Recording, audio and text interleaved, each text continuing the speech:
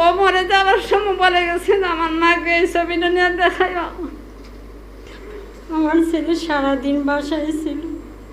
ও মাগরিবের সময় নামাজ পড়তে গেছে, আমাকে বলে আম্মু, আমি বলছি বাবা তুমি কোথায় যাও? আম্মু আমি নামাজ পড়তে যাই। আমি বলছি বাবা তুমি রাস্তার পথ ভালো না, তুমি যেও না। বলে আম্মু আমি কোনোখানে যাবো না, আমি তাড়াতাড়ি ফিরে আসবো।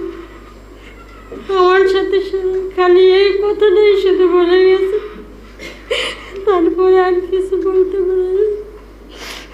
তারপরে আমি 2 ঘন্টা পরে শুনি যে আমার ছেলে গুলি খেয়েছে।